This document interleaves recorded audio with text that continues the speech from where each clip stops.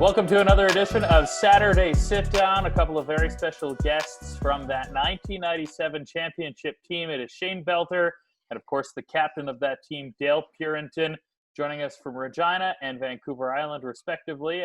Dale, I guess first off, how are things out on the beautiful West Coast? Well, they're it's a really nice lifestyle, and even amongst what's going on right now with obviously COVID and the rioting, we're pretty blessed here that we're able to get outside and within 10 minutes of where I live, I can be on a lake, ocean, mountain, river. So there's a lot of outdoor activity around here, which is nice to be able to just step out your door and do. And you, Shane, of course, out on the prairies. Windy, you were telling me before?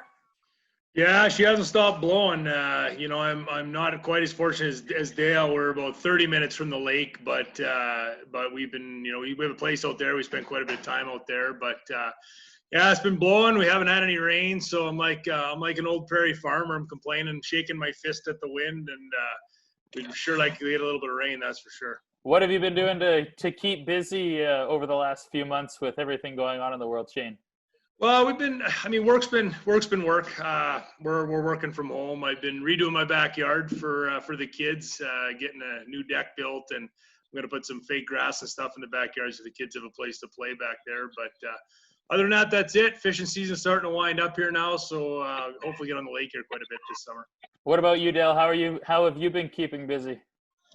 Looking at Shane pictures of walleye, I'm just not going to put up with him complaining. Just to the fact, I've been after walleye my whole life, and when I was playing in Lethbridge, I'd go after those things all the time. And literally, I maybe got, and this is no lie, this is not a fish. This is stretching it out. Maybe like an 8-inch walleye. This guy's pulling in deep sea walleye. They look like mahis. So don't let him even complain. He's in beautiful boats, having the time of his life. The guy's a stud, so don't even buy into his junk that he's throwing out there.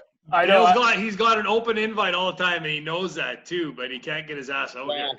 I'm gonna start pasting my face on yours and just showing people those pictures. Those are the most impressive fish I've seen in a long time. That's pretty cool, man. Well, I used to do that with Dale's fighting pictures. I used to post my face on there, and guys would be like, "Oh," I was like, "Oh, I crushed that guy, obviously."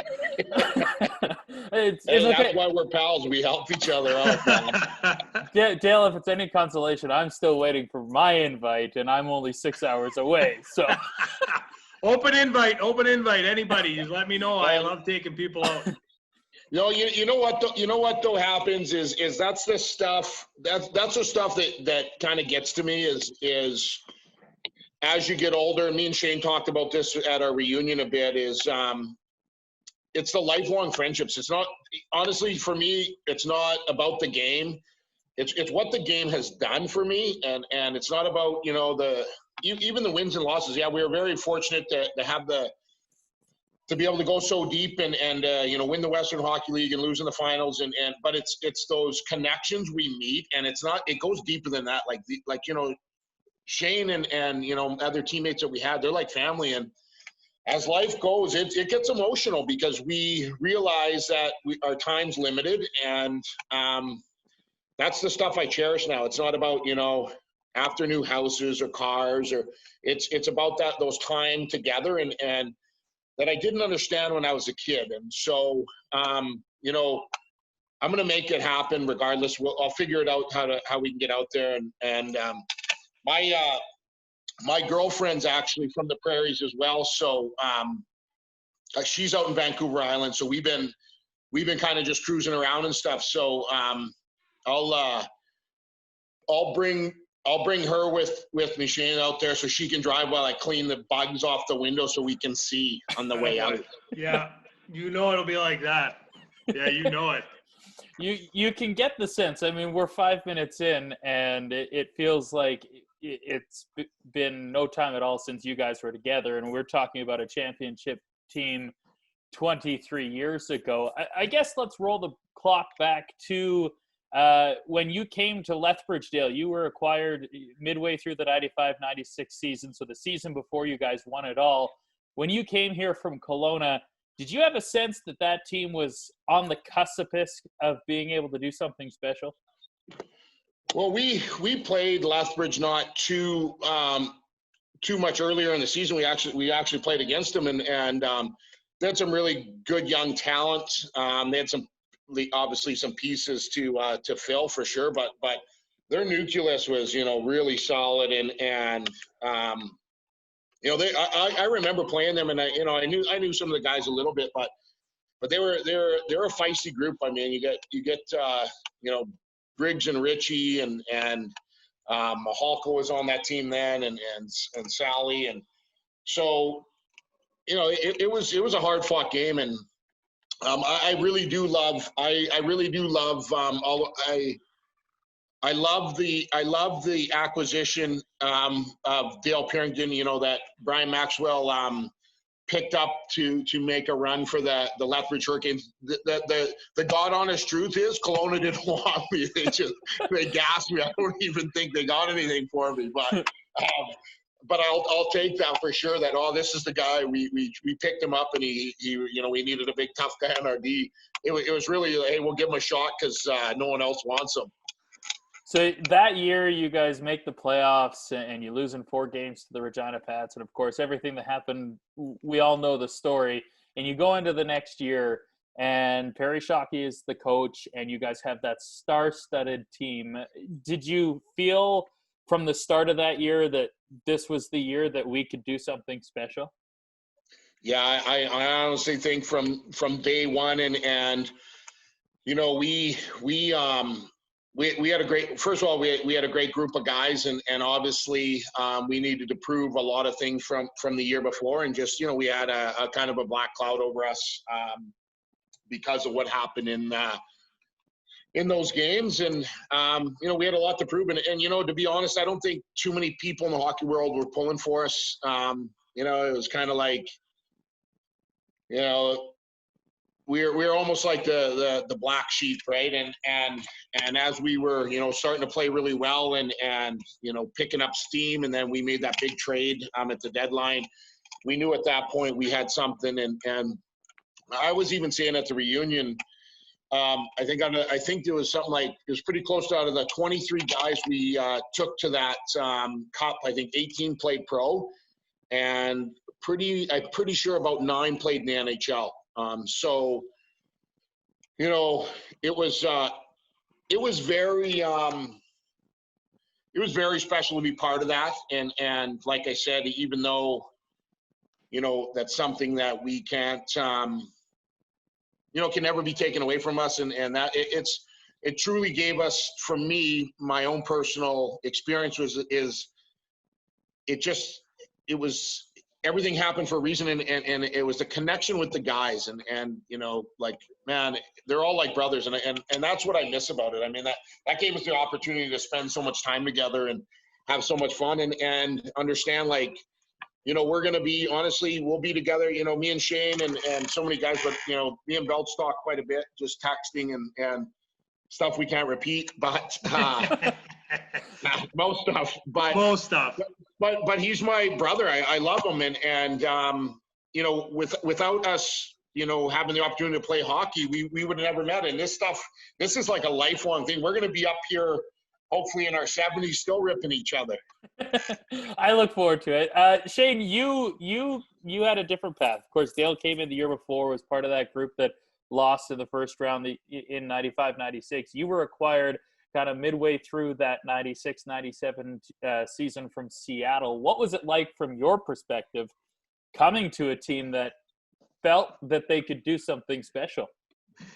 Well, when I got dealt at Christmas time, I was actually home at Christmas, and when I got the call, I was in Swift Current, and I got the call, and I didn't, at that point in time when I first got dealt there, I didn't know much about the team. I was out west, so we never played them a whole lot, but I was excited for the simple fact that I was close to home. I was 4 hours from home. My parents could come, and they were excited about that too. And then I got there, and we had a squad, and one thing I really enjoyed about going there is Maxie was he was an old school coach, and so was Shocks. And you know, times have changed now in junior hockey, but we had an old squad there too. We had 20s and 19-year-olds, few 18s. We had a pretty old squad.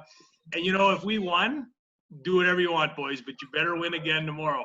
So we had a lot of fun, and Maxie really let the reins loose, and we gave her. It was a good time, man. I had a blast.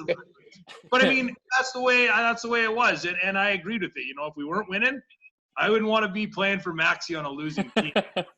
It's the old adage of play honest, right? Yeah. You have to play honest. Yeah. So you come in at Christmas time, and then you fast forward probably 2 weeks later, and the blockbuster with the Prince Albert Raiders, when Brian Maxwell pulled the trigger on that deal to get Shane Willis, Chris Phillips, Blaine Russell. Is that the moment where you guys go, this is our year and we're going to win it all when you make a trade like that, Shane? Yeah, I mean, I know when Maxie asked me, he says, you know, we need a guy to carry Phillips. And I said, well, I'm your guy. You know, you can bring him in. I'll throw him on my back and I'll take him for a ride. So I did that, right? You know, they paired him up with me. They wanted the worst guy with the best guy. So I said, well, chuck him with me, Maxie and Shocks. I'll take care of him. And I did. But it was fun. You know, when we made that trade, man, we got Willie in there. I remember watching Willie's first practice, and I was just like, whoa, this kid's the real deal. Like, he could flip and fly, you know, and you threw him and Briggs and Rich together. Oh, yeah, it was good. We had a good feeling about it going down the stretch, that's for sure. It was all over when those guys got together. Yeah. But you know what? I'll be honest, because I don't you know, I just see it how it is. Like Shane was you were a huge boost to our lineup as well, and you know, never sell yourself short. Like, without every little piece, but you brought so much. We didn't even know much about you, and when you came in there and you were able to be, yeah, I mean, you're such a strong, powerful skater, and just an all around, you know, great hockey player and a heads up, and you bring so much to the dressing room. Like, you know, we talk about those big names all the time, but you know, those guys, we got to remember in hockey that unless you're in the game itself or in the dressing rooms, it's not always those big name guys who win games. It's the guys who grind it out every day and create room for those guys. And you know, Shane brought so much to our lineup. He was a guy, honestly, for me, who solidified our D. I mean, obviously, you know, Chris comes in and you know, such a phenomenal player, and obviously, you know, we all know that, and I mean, he's going to boost every lineup, but Shane solidified our D, man, and I'm not saying, you know, Chris, we obviously loved him and needed him for sure, and he boosted it. We were super solid as soon as Shane came in. Like, I think we went on a huge winning streak after he came in, and so.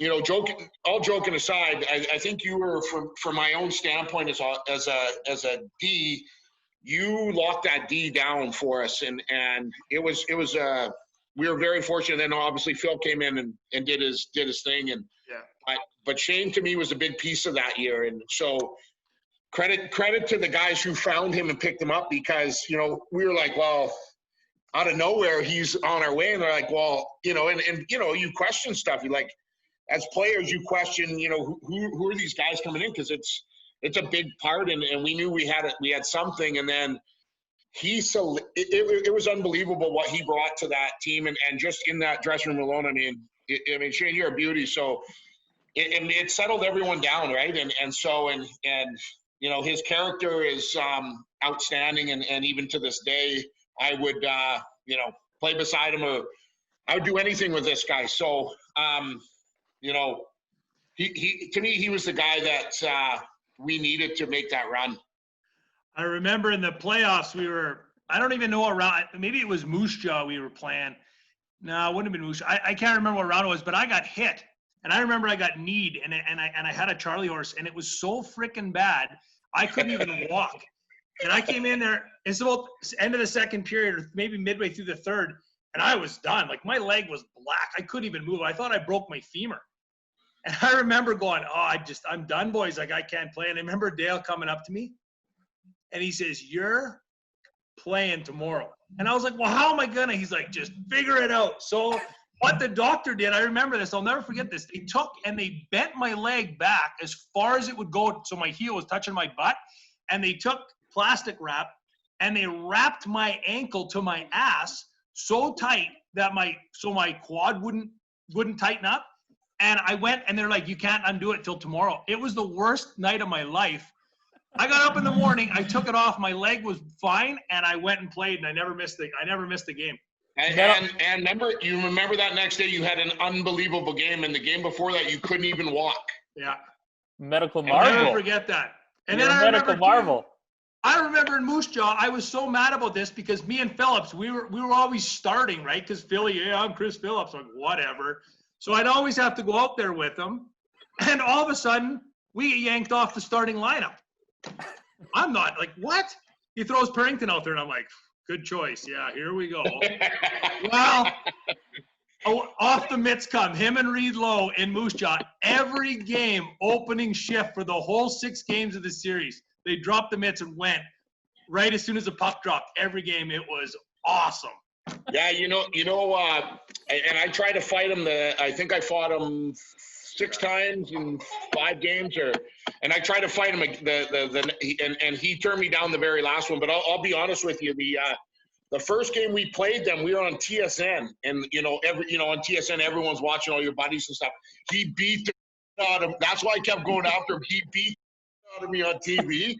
And I couldn't get. He got on the inside and just let me have it. And I couldn't get going. And he gave it to me. Hey, like he pounded me. So man, I was mad. And then I went after him every shift, every game. And so we have a good laugh. Now I still talk to Big Reed. And but he did. He gave it to me that first game and got me like I was level 10 mad after that.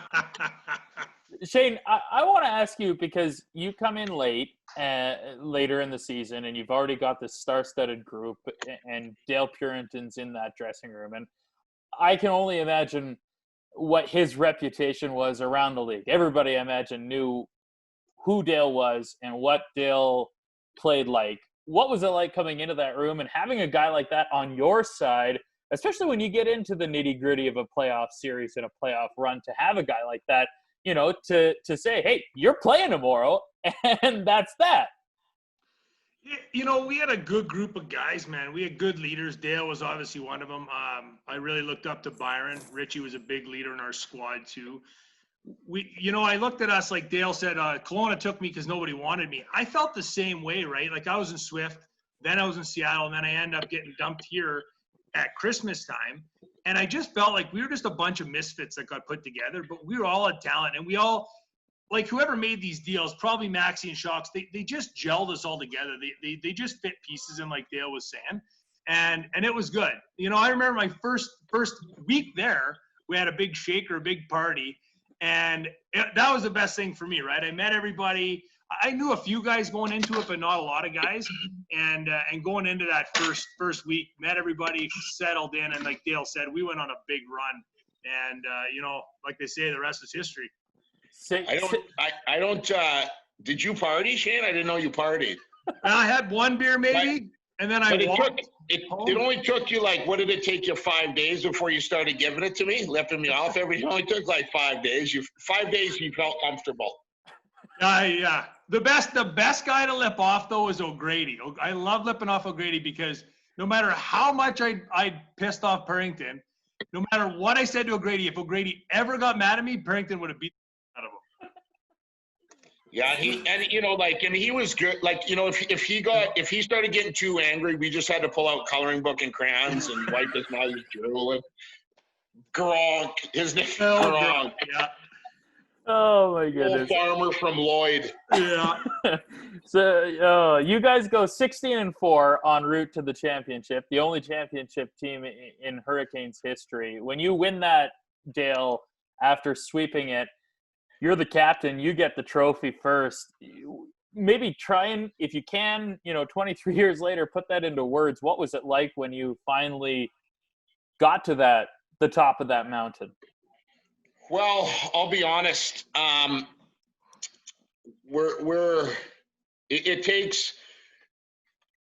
It's emotional for sure, and we we do this, we're all the same, right? And we all work to get to these, moments in our life and these experiences and memories. But the reality is we weren't done yet. And so, I just have, as big as that was, it's for me as a captain or even a leader, it was only about my players. And that's why in minor hockey, I don't agree with like captains and assistants, because what it really is a service to someone else. So it's, the last guy in the room picking up tape and, making sure everyone's okay. And I wish I knew everything I know now back then, and I would have done even a better job. But really, I just wanted to give it to my players because, like Shane said, those guys, all those guys, they all had their own parts. And so I just wanted them to feel, I was just so proud to be around them. And it was such a blessing to, have that experience with them that, it's great to do that. But to me, trophies, is almost like an individual thing. And I want everyone to be together at once. So, it was a special moment, but I just wanted to give that away. I can't deal with that stuff very well. What about you, Shane? Because you come over in a trade from Seattle, and now you beat your old team in the final. Was it kind of, I imagine it was a sweet victory. Was it extra sweet beating and playing against your old team, which was a pretty good team with Patrick Marleau as well? Yeah, they had a good team that year. I really felt like they really ran out of gas against us.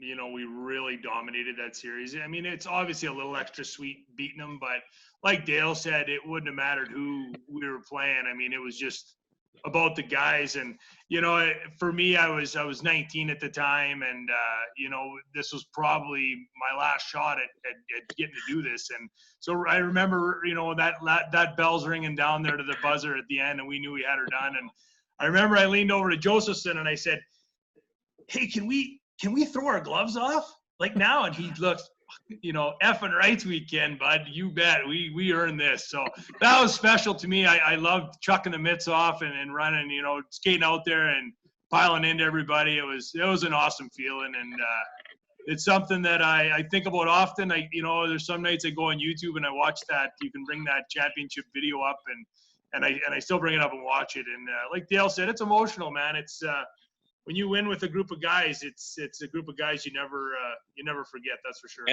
And I'll tell you another story. I don't know if you guys know this, Shane. You might remember this, but I wasn't done. Like, that game wasn't over for me yet. Even after we celebrated, I was in line having an FU fight with Knockbauer, and he's like, "I hope you get killed, pro." And I said, "Well, put your skates on. We'll go for it right now." So I was still battling in line. It never ended, championship, but I'm picking fights with the coach. Forbesy, I'll tell you an off-the-cuff story. I remember a time where we go down. We're in, this stuff doesn't happen nowadays. But we're in the bar down in Lethbridge, and I got a lady friend at the time, and I'm down there. We're down there, and these guys won't leave her alone. And I mean, I'm just the server. I'm not the fighter. Well, Dale's there with me, and he's, are these guys bugging? I'm like, yeah, it's fine. Well, I look back, and he's knocking guys out left, right, and center. I'm like, we got to get out of here. So we loaded up the boys, went home, and never heard another word of it.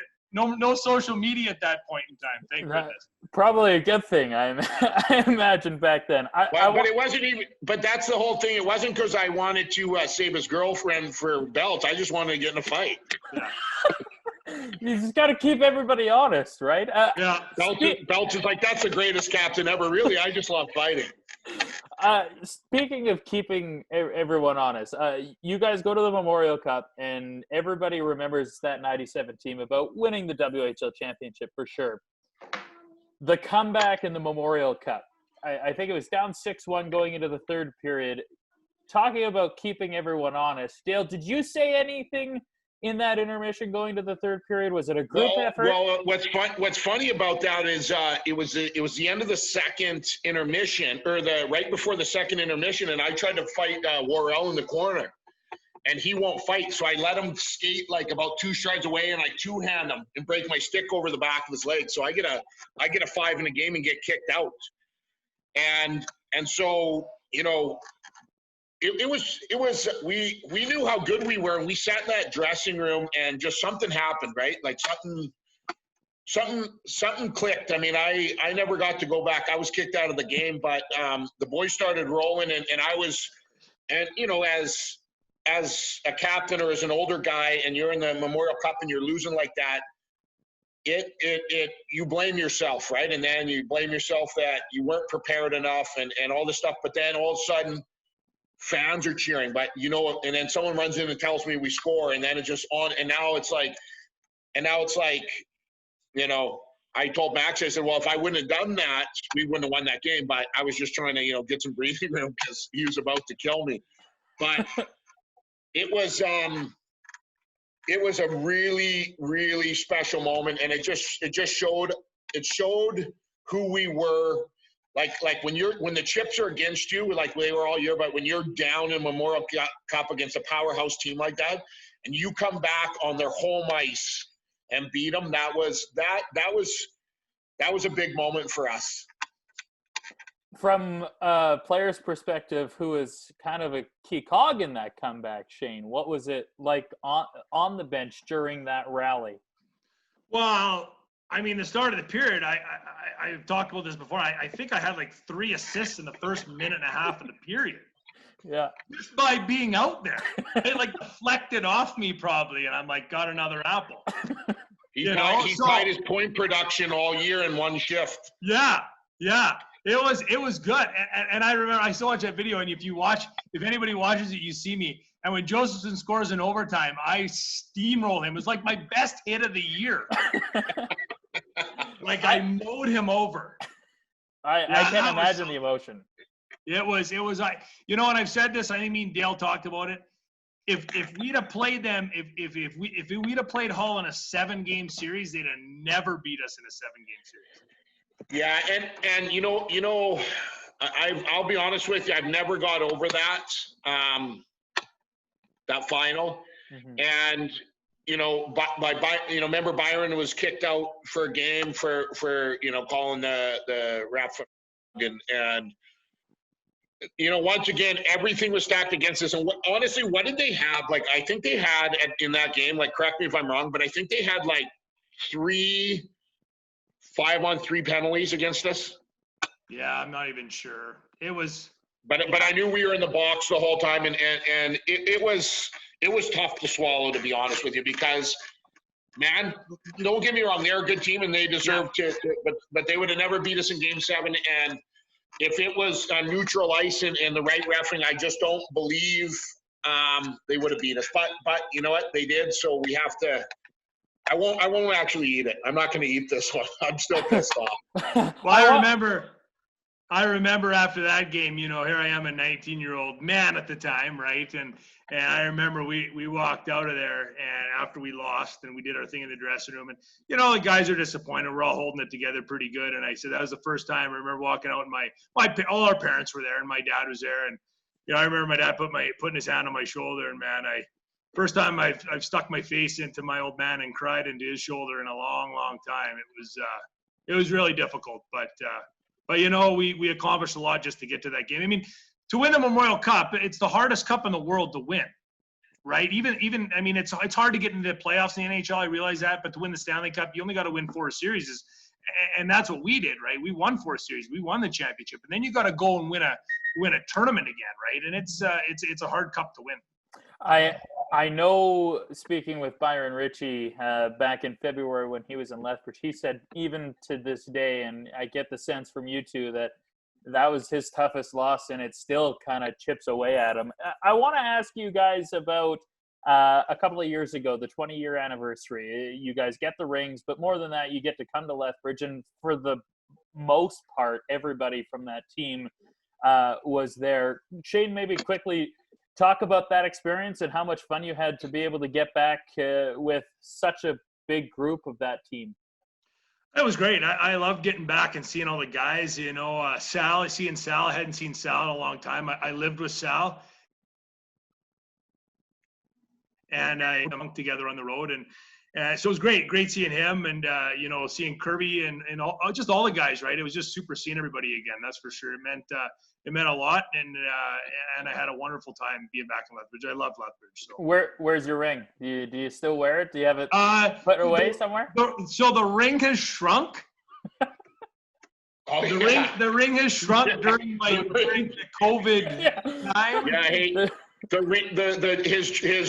his dryer's too hot. They ran it through the along with the rest of his clothes. Yeah. No, it's downstairs. I have a championship. Actually, as funny as this is, I have a championship fishing ring as well because I won a major tournament up here. So I have them both side by side downstairs in my office, and they're proudly on display.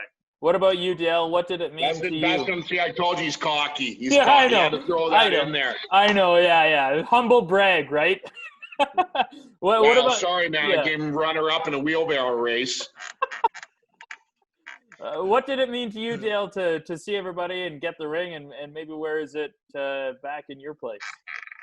Well, I mean, it's everything, right? I mean, our whole. You just don't know it at the time. It's probably maybe the best time of your life, hockey-wise, because the facts, we were together every single day, and we'd have breakfast club. We'd go to lunch at Earl's every single day and we'd meet at breakfast club, do a workout, or pretend we did. Go have Caesar salad at Earl's. Go practice. Wait till curfew, sneak out. We'd only have a beer and a half each. We were responsible, and then come home. So you bring up so many memories, and what's fun about it is obviously reminiscing, but hearing other people's stories about that everyone has stories about you and stuff you forgot and stuff you wish they would have forgot for sure and haven't and love to bring it up every time they see you. Yeah. And, we reconnect, we all have these crazy lives and for myself, I went on different paths and so it was a really strong moment in my life to reconnect with a lot of these guys. And me and Belts haven't lost, we reconnected after the time. And we play crib all the time and text and cheats all the time for me. He cheats on it. Yeah, he quit playing me because I threw a phone out the window one time. He cheats so bad. I can't handle it. If you're not cheating, you're not trying, right? That's what I want. I want competitors. I mean, if a guy, he was my team, he's a competitor. So, even crib, we cheat each other, which is, important. Next, he'll have a crib championship ring next to his fishing and Western Hockey League championship. It's all about winning. It's all about winning. It's all, I find it really difficult with my kids now to, because my wife is very, very laid back and it's all about fun. And I'm like, oh, I have a real difficult time with my kids, not teaching them you just win at all costs. It's tough for me. That's for sure. Oh man. Yeah. When I play street hockey with my kids and, in hockey, they have the stop signs on the back. But not in street hockey, so I just run them from behind, man. Oh, so good. I wish we had more time because I feel like this conversation could go on for a couple of hours, but we're getting tight on time. So I want to dim the lights and we'll get into some real stuff. Yeah, we'll have to do that. Yeah, off the record stuff. Yeah. Dale Purinton, Shane Belter, man, such a pleasure to be able to catch up with you guys, and hopefully we'll do this again soon. Absolutely. Thanks a lot. Hey, love you guys. Okay, see you, buddy. All right, there's Shane Belter, Dale Purinton, members of that 1997 championship team. What a time. We hope you enjoyed it on another edition of Saturday Sit Down.